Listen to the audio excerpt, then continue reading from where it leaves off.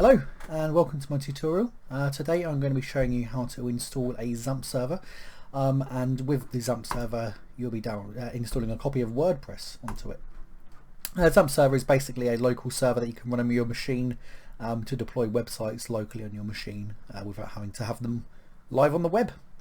So the first thing you need to do is type in XAMPP into your search bar and go ahead and download the XAMPP installer. You choose your operating system, you choose the version that you want to install on, and then you go ahead and do that. So if I download this just here, just give that a second to install. What I'll do is I'll open it retrospectively.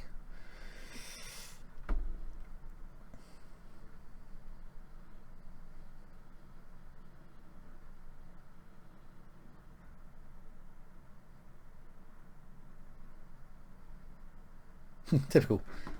That was me expecting it to open straight away. No, it doesn't. But I guess patience is a virtue in any development job. So here we go. So XAMPP Windows 64. So that's what I use. I use Windows 64 myself. And the first thing you'll get is this here. So important, because of an activated user control account in your system, some functions XAMPPs are possibly restricted. I'll just ignore this. I've never had any problems with this.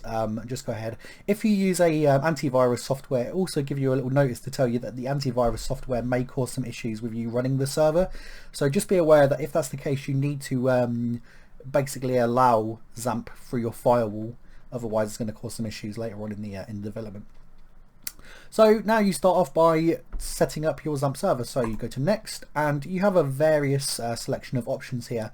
Now what I would say is, personally for me, I don't use the file transfer protocol server. I don't use the mail server or Tomcat. I don't use those things. I use separate things. I use plugins basically to achieve this same thing.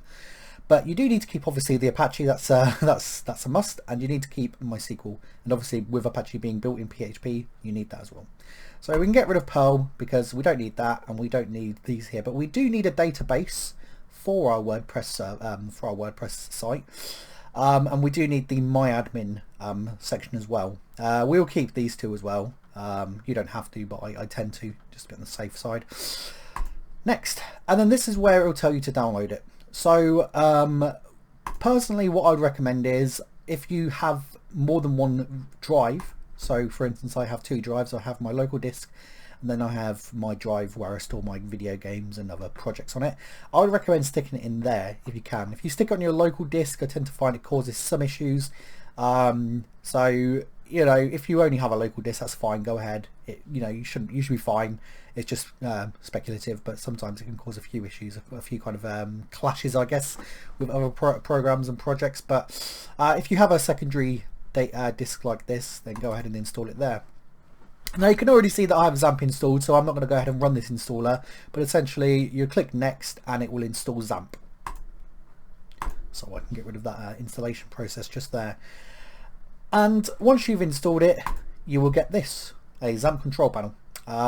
And what this is basically is, as you can see, Tomcat, Mercury and FileZilla, the things I excluded, are not installed because I don't need them, but MySQL is, and so is Apache. So the first thing you need to do is actually set up a WordPress site on your Apache server. Now the way you do that is by going online and typing in WordPress download, hitting download on WordPress, and then downloading WordPress itself. And then WordPress will go ahead and start installing just here. Let's just have a little look. I was having some problems installing this earlier. It was running rather slowly, as you can see here, and it's starting to pick up a little bit. There we go. There we go. Yeah. I was a bit worried it wasn't going to install in there at all then. And just give that a moment to be able to complete.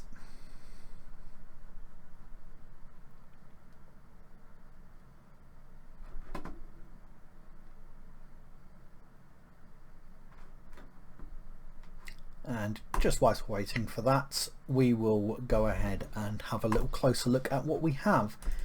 So if I pop into my downloads, we can now see that I have the WordPress site that I've just downloaded here, and it's the 5.81 version currently. So what I'm going to do is I'm going to extract this straight away, just here. So make sure that you use some sort of a unzipper to extract the folder, and just extract the folder out, and I'll show you where to put it next. And this will take a moment or two, but it's always the case. You have to be patient, as I said, when you're a developer of any kind, because a lot of your time is spent waiting on things to do, installations or transfers or Lord knows what not. So whilst this is doing that, let's go and have a closer look at XAMPP. So here you can see I've installed XAMPP in my secondary drive, and you can see here there's a lot going on. Now really this is just the build of the site, and there are of the server, and there are just a few things you need to focus on. You need to be aware of htdocs and Apache, and potentially PHP MyAdmin, but very rarely do I go in there. I'd say not at all. Just say your main focuses are going to be the htdocs section and your Apache server here. So first and foremost, the question is, where do I put WordPress in my XAMPP server? Well, that is where htdocs comes into it. So in htdocs, you'll notice that I've got a project here called Josh Tarby. It's a good friend of mine I'm creating a website for. And oh, just in time, we've got a WordPress site. So as I mentioned, I've got a friend called Josh. He's a very good drummer. I'm creating a site for him currently. So hopefully that'll be deployed one day when we've got in further communication about what he's expecting from the project. And this is within the XAMPP server. Under the htdocs section. So now we have our WordPress installation. We simply drag it into our htdocs directory, and we can get rid of these two things just here. Now from here, what you're going to do is you're going to give it a website name. So let's just say we're creating a website for a local car company. Let's just say P-Town P-Town Autos. If you're wondering, P-Town, I'm from Peterborough. We call it P-Town. I don't know why we call it P-Town. Probably because it's Peterborough. And as you will see here, you've got your basic WordPress installation. Now, everything here includes, and down there, and admin, you don't really need to touch. The only thing you're really focused on here is the content, and this is where you're going to be working yourself. Primarily, you've got your plugins here, and you've got your Akismet. I've never actually tried to pronounce that, but yeah, it's your anti-spam plugin. And then you've got your themes, and bundled in usually comes 2019, 2020 and 2021. And of course you can make your own themes, and that will be a discussion for another video. But for now, let's have a little look at where to go from here. So we've created our P-Town Autos page. So what we need to do now is we need to make our XAMPP, trying to think of the word, server. Our XAMPP server recognise this directory. We need to make it recognise that this exists. So what we need to do is we need to go to XAMPP and this directory here called Apache that I mentioned earlier. And we then need to go into the config section and extra. And this is where basically we can reference the site addresses within our server, our WordPress installations. And the way you do that is by going to a section here called vhosts, or virtual hosts. So I myself use Visual Studio Code. Sorry, my brain's fizzling away today. Visual Studio Code, and you open it like that. Now, whatever you use for your coding is where you'll be doing it. I use Visual Studio Code, and I would recommend it as well. It's a very good platform. So now you'll see here you've got a bunch of different examples here of virtual hosts, and I would recommend just simply taking this, copying it, and doing that, and then uncommenting it out. There we go. So you just get rid of these. I hold Control and press KU, and that gets rid of that uncomments things, if you're wondering. So this is where we need to make a reference to our P-Town Autos page. So the way in which we do that is we go back to our htdocs and we look at the structure. So we can see that it is in the D drive, it's in XAMPP, and it's in htdocs, and it's called P-Town Autos. So we're going to take that, we're going to copy that name, and then here we can see the directory is pretty much already sorted for here. Here for us, we've got D drive, XAMPP, htdocs, and then we just need to simply add our location here, and this is P-Town Autos. And we need to do the same thing in our error log and our custom log. And then the server admin would be the name of the admin address, and the server name would be where your server is going to be located.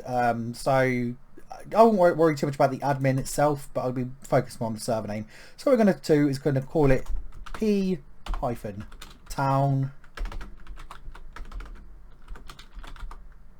Autos, and let's get rid of the hyphen actually, P-Town hyphen there, autos.co.uk.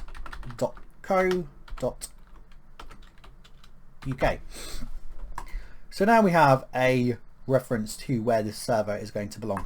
So now we can simply save that, and that now has that address. Now you're probably thinking, oh okay, so it's just as simple as taking that and starting my server, starting my SQL, and then going ahead and doing that. But as you can see, it can't be reached. So what we need to do next is there's one more thing we need to do, and that is we need to put a reference into our local machine for this section as well. So the way in which we do that is a little bit more complex, but bear with me and I'll show you how to get that done. So you go to your PC, your local disk, you go to Windows, and you look for System32, the grail of all things computer based. System32, and then you look for drivers, etc, and then hosts, and then open that with your code editor. So here you can see that I have my local host address here, which is always 127.0.0.1, and currently I've got Josh Darby Drummer there because of course I have a Josh Darby website there for my friend, but we're going to use the P-Town Autos one that we created earlier there as well. So let's do that just now. So P-Town Autos, so as you can see here, you reference the server itself, sorry, you reference the address itself, and then you reference the basically the website name or the site name that you're going to have, and I'll call it www.ptownautos. I'll leave the www out. ptownautos.co.uk. It would save. It'll tell you that it failed to save. If you just retry that as an admin, or try, and if you're doing this, make sure you're doing it in admin mode. Otherwise, it won't save. And as you can see now, there's no longer a dot just there for me, so it's saved. So Viri now should be able to click that. And now it's going to tell me to install WordPress. So it recognises that we have an installation for our P-Town Autos page, and it recognises that our Apache server also recognises that that exists in this directory just here. So now what we need to do is we need to set it up, our WordPress site up. So of course I'm based in the UK, so I'm going to select English UK as my primary language, and I'm going to hit continue. Now what you need to do here as well is you need to set up your database. So if we go to MySQL admin, give that a second to load in, and you'll be greeted here with your local database. So what you need to do is you need to create a new database. And because it's WordPress, what I tend to do is I tend to affixate it with WP, which stands for WordPress, then underscore, and then I will also add in the name of the database. So in this case it'd be P-Town Autos. And there we go. So we've got P-Town Autos WordPress database, and we'll copy that just so we have a reference to that somewhere. And now we have that database existing in our database section. So it's going to say to us, let's go. Let's create our WordPress site, but make sure that you have that database set up, otherwise this part won't work. And it'll say to you, what's your WordPress, your database name, and we've already created that, P-Town Autos, just here. And that's what it's going to be. The username tends to be root, and the password tends to be blank. And it's your local host, and the table prefix is usually WP_. So we now submit that, and you've made it through this part of the installation. WordPress can now communicate with your database. It's time to run the installation. So you start installing. And this is where you give your site the title. So let's just call it P-Town Autos. And username can be anything specific to you. I'm going to call it bmcgrath89 myself. And then we've just generated a nice strong password here. So we will use that. And then we will use my Gmail account. And I will discourage searching things. Actually, no, we won't do that. We will leave that just in case for future when you want to deploy the site. It causes less issues. So we now install WordPress. And just make sure you have this saved. You can have it saved into a sticky note, into some sort of WordPad document, or you can simply save it here. In fact, I'll just save that there now. So log in, bmcgrath, with our nice big long password, log in, and now we have our WordPress installation. Now what we can do from here is we can start to get things set up a little bit further. We can start to modify things. Now, as you can see here, you've got your appearance, you've got your plugins, you've got your users, your tools, everything that you need here. So if you want to change the current theme, or want to have a look at the current theme that you have, we go to appearance, themes, and you can see that you have your standard 2021, 2019, 2020. You can also add a new theme. There's a host of different themes available. Some very, very lovely themes out there. Very, very well made, very well put together. I personally like to build themes from scratch myself. And if we have a closer look at the website I'm building for my friend Josh,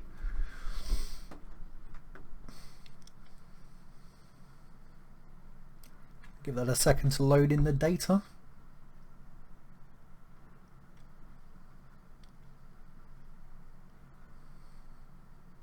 Here we go. So this is a site I've been building for my friend Josh, and this is not using a template. This is fully built by myself. So if we go to admin,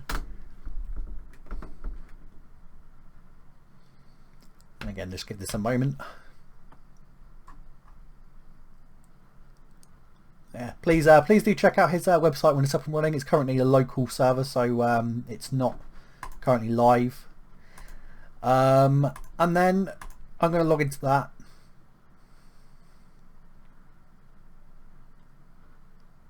And we can see here, so I've got two different instances of a WordPress installation running, yet I can manage them separately, because if we go back to our vhosts file here, you can see that I've got a reference here for the Josh Darby website here, and then I've got a reference for the P-Town Autos one just here.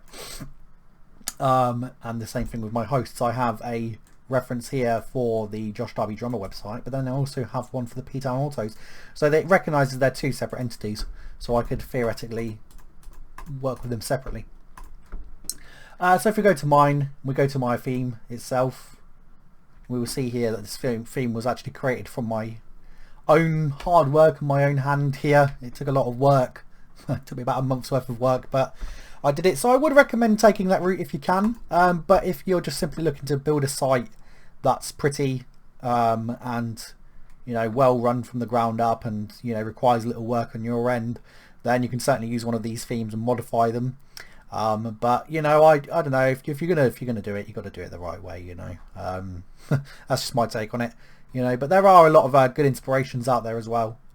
So be sure to have a look at what's out there, and use it to inspire you. So that's where you can change and modify your themes. So let's have a closer look at the current theme. We have the 2021 theme, and if we hit customize, From here we can change the site identity. So we have the name of P-Town Auto. So if we wanted to give it a tagline, we could say something like, you know, currently it's just another WordPress site. We could say Peterborough's greatest car dealer. And you can see it's added here. We can also give it a site icon here. There's nothing in the media library, and I have nothing to upload, but essentially it's just a favicon. So if you went to favicon generator, you can generate a favicon just here. So you can choose a file from your photo for your images and then create a favicon from it, and then once you've downloaded it you can add that into your site icon, and then you have this lovely icon just at the top here if you're wondering what that part is. And you can also select a logo. Let's see if I've got anything lying about that I can use. Here's this lovely picture of me looking very glum. So let's put that in there, and let's take that lovely face of mine just there and crop it in. Now we can see we've got a little site logo at the top there. And background image, of course you can do the same thing, and I'm just going to again use that lovely image of myself. Wow. I would not recommend doing that. What a sight, eh? Let's but we can change the position so we can fill it, we can fit it to the screen, we can repeat it, and we can customize it as well. But as much as I love staring at my own face for an extended period of time, I may have to just remove that. So let's go back and go to menus, and this is where you can control the menu section here. So currently you can see that we have our primary menu, which is home, about, blog and contact, and then you also have a secondary menu which is Facebook, Twitter, Instagram and email. So there's your primary menu just there, and your secondary menu is usually your footer menu, which are just the icons just here. So the way in which you can add to your menu section is by going over to Appearance, Menus. Now in here you give it a menu name, so let's call it Header Menu, and we're going to make this our primary menu. And now from here we can start to add things. So we're going to add our home page, we're going to add a sample page, we're going to add our Hello World page,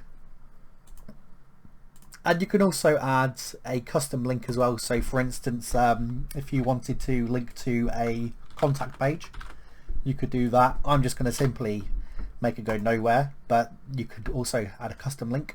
And as you create pages and post some pages, they will appear here as well, so you can add them in like that. So let's save the menu now. Home, sample, Hello World, contact. If we go back to our themes, well, sorry, just customize, we can do that straight away. Go back to our menus, and now we can see that we have home, about, blog, contact. Yeah, and that's I believe that's how we how we set it up before. Yeah, that's right. So that's how you interact with the menus. And then you have your widgets, and this is how you can essentially add things to your site. You can do it from here if you want, or you can do it in the pages. So for instance, if you want to add an image into your site, again, let's use the pre-existing media library.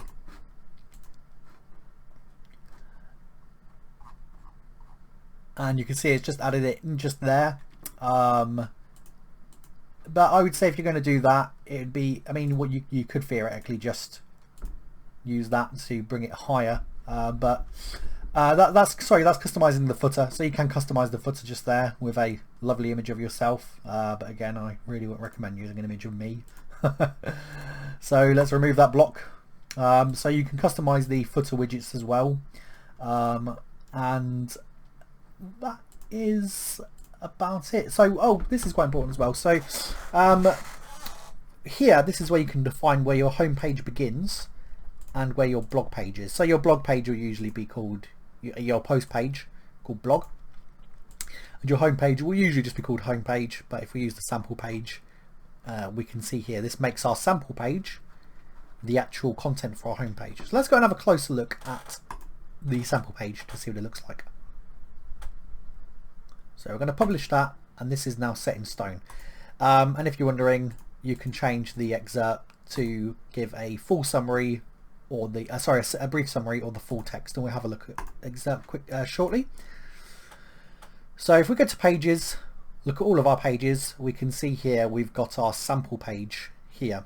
So let's view it, and that is our sample page. Now what if we wanted to change it, add things to it? So by the way we do that is go to edit, and this is going to tell us about the Gutenberg block editor. There are different options out there. You've got Elementor, you've got I forget what it's called off the top of my head now. You've got the traditional blocks. I can't remember. Well, we can have a little look in the plugins in a minute what that's called. But then you've got Gutenberg, and this is what comes packaged in. A lot of people don't like it. I don't mind it. It does the job. Home. So we call it home because that's a bit more relevant. So in here we've got a bunch of lovely text. And let's have a closer look at the page itself. So again, we can stick in a featured image, and that lovely old image of me we're sticking for now. And let's have a closer look at the blocks. So if we select this block, for instance, we can change certain elements of the paragraph. But before we do that, let's create a new block so we can see how this works in principle. So the way we do that is we have that little plus icon here, and it gives us a variety of different options. So we can add a paragraph, a heading, a list. We can use classic blocks, code, quote, pre-formatted. There's a myriad of different options here, but let's just start off simple and add a heading to this.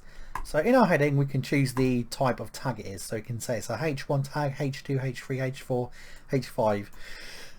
If you're using tags, title tags, be sure to put them in descending order. For SEO purposes. Don't just put H2s underneath above H1s and stuff. Make sure that if you've got H1 there's a H2 underneath it, and then if you're going to use a H3, use that underneath that. Use them sequentially. That's quite important. So in heading we're going to call it home page. Now what we can do here is we can either drag the block into our area like that, or we can use these arrows to define where they should go next. So let's just put it just there. So home page, and let's just say this is our subheading. So let's choose another block. So what we can do here is we can start off by putting a slash, and it will tell us the most popular ones, and we can see here heading's already there. Or we can click the plus icon here, and we can search for a block, or we can browse all of the blocks to choose just here. So what I'm going to do is I'm going to choose the heading again, and I'm going to call it my piece. And in here we're going to make that a H3 tag. I believe that's H2. So underneath it as a subheading it should be H3 for SEO purposes. Now let's update that and see what happens. So we can click update to update the page, preview it, preview in a new tab, and we can see here is the image of me, there's our home page, and there's my piece. But you're probably thinking, well, I want a space between these two elements just here. How do I do that? Well, we can do that as well. So if we go between these two elements and hover, we can see a block appears here what we can add. If we click that and type in spacer and hit that, we can now put a space between these two blocks, and we can make it as large or as small as we like. Anywhere down to 1 pixel all the way. I mean, I don't know what the upper limit is. 500 pixels, which is very, very big. I just tend to go for between 50 to 100 pixels, depending on what kind of content I'm trying to split. 100 usually a good little starting point. So we'll update that, preview it, and now we can see we've got a nice space between our two elements. And you might even want to put a space just between the image there, and you can do that as well. Now this is the 2021 version. It's not the most prettiest, it's not the best one. So let's go and change the theme. So the way we do that is we add a new one, and we're going to use a very popular one that a lot of people use, is Astra. So we're going to install Astra into our theme directory. And there are so many choices. WordPress is fantastic. It does give you a lot of choices. I'm very impressed by the amount of options that WordPress does offer. And we just allow that to install. You can see there currently it's installing it. And now we can activate it. So click activate. And now we should have the site up and running. So if we click customize,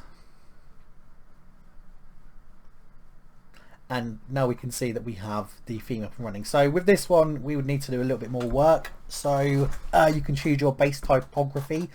So you can choose various different fonts. So let's just use Antonio. It's quite cool sounding. Very funky. So we use Antonio. We can choose the size of the font as well. Let's go mad. You know, let's go really big. Okay, not that big. Let's go to say about 13 pixels. No, let's say 18 pixels. There you go. That's good enough. We can also manage the line height as well. 2.5 should be acceptable, I guess. EM, so you've got different choices here. It doesn't allow us to edit them, but you've got rem, m, pixels, percentage. You've got loads of different things. You can underline content links if you wish to, or remove that. So let's publish that, and we have the beginnings of this page. Headings, let's just say we want our heading typography to be this interesting sounding name. So you can see now it's starting to come to life a bit more, and we can choose the boldness of it. You know, it's certainly not the prettiest, but it gives you the idea. Colors, we can choose the color of the whole theme or the links. We will stick with the typical blue for now, but of course you can change that. Buttons, we can choose the background color. So if we go for our normal theme, and our text color will be white. You can see, yeah, that's affected that just there. And you can see, if you look at that button there, you can see the colors changing. So you can also type in a specific hex value as well, or you can simply scroll through this and find something that you like. I'm a fan of dark purple colors, so let's use dark purple and white. We can also set the border width for the radius, which just makes it more rounded. There you go. So our buttons will be more rounded throughout the site. Let's publish that. Containers, we can say we want the container to be full width, so it takes up the full width of the space. We can stretch it out if we wish to, so it really takes up that full width. So let's do that for now. Let's go back and have a look at our site identity. So here we can add our logos and stuff. Here we can add our menus. Homepage settings, we've already set up the blog and the homepage to be like that. Performance, load Google fonts locally, preload them. I guess we can do that. So it's got some pretty cool things added into it. I'm just trying to find homepage settings. Where is it?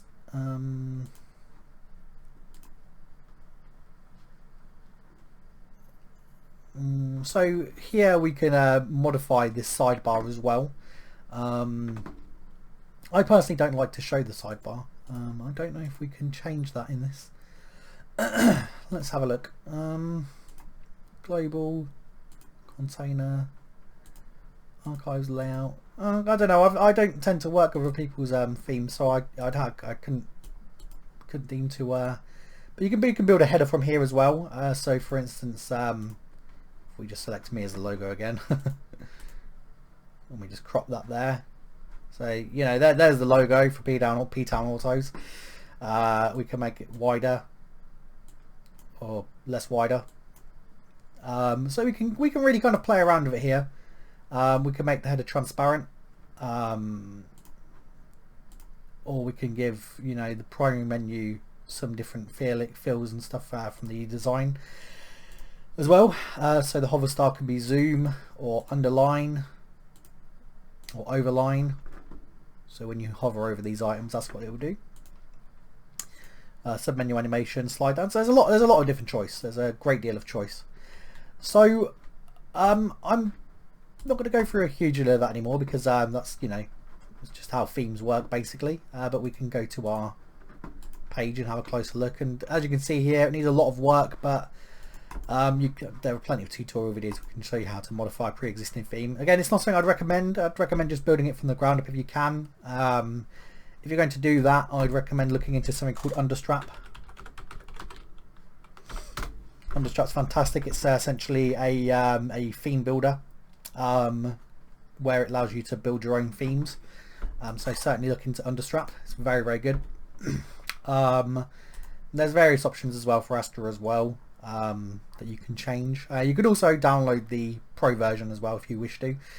But let's have a look at plugins. So in the plugin section here, we can see that we've got our anti-spam and our Hello Dolly, and that usually comes bundled in. And Hello Dolly is just a little bit of a joke plugin they've added, where you can essentially just add a little cool message into your site as you're going along, and you can keep the anti-spam or you can get rid of it. It's your choice. But let's say if we want to add a new plugin that does something different, and we want to have contact forms on our site, for instance. So if we go to add new, we can add a section. We can go here and we can have a look through the different options. Not garlic bread or chicken though, that's my shopping list.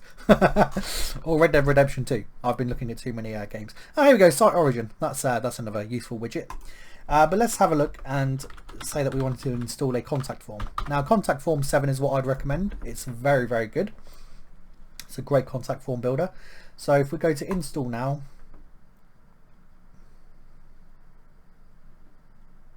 and that's installed, and we just need to simply activate it, and you'll notice here in a minute the contact form will appear just there, and that's been set up. So if we go to our contact forms here, I won't make this a contact form tutorial, but you can see that you have a name, an email, a subject and a message, and in here you can add where the mail is coming from and where it's going to, and you can add messages and various things. But let's add a contact form into our website using this. So if we go back to our all pages, go back to our home page and edit it, and you'll notice now you can actually add, if I start a new line, you can now add contact form as a widget. Now that wasn't there before. I don't know if you noticed it wasn't there before, but now we've added it in. It's become a part of our widget selection. So let's hit contact form 7, and we're going to use the first contact form we've got. Actually, I've just realised once we do this, it's going to tell us that it didn't work, I believe. Let's have a look. Yeah, so contact form 7, 404 not found. So what you need to do in this case is you need to go back to your contact forms, and if we click edit, and just here you'll see there's a short code. So we copy that short code, go back to our pages, go back to our home page, and where it said contact forms, we remove that, and instead of adding in the contact forms like that, we actually add in our short code that I've just copy and pasted that in.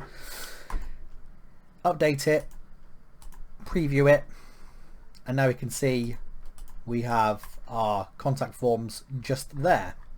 So it's not the prettiest website obviously, but you can see how this all will come together. If we go back to our themes, actually customize that, I believe it was global container, let's make it contained. That'd be a little bit prettier. And then just reload our page. There you go, it's a little bit easier to look at. So you can see now we've got our contact form in there, and they do work as well. If you submit that, that will work. And that's pretty much it really. So you've seen how we've got a WordPress site from nothing to basically fully set up and installed. I don't know how long it's taken us, but yeah, that is essentially how it works. It's a very, very simple process. It's just you follow it step by step and you'll have a WordPress site before you know it. And as I say, for those who want to build something a little bit more in depth, I'd recommend Understrap. Looking into that. There's plenty of fantastic tutorials, so do look into that as well. And yeah, I wish you the best of luck with creating your WordPress websites. Thank you very much and take care. Bye now.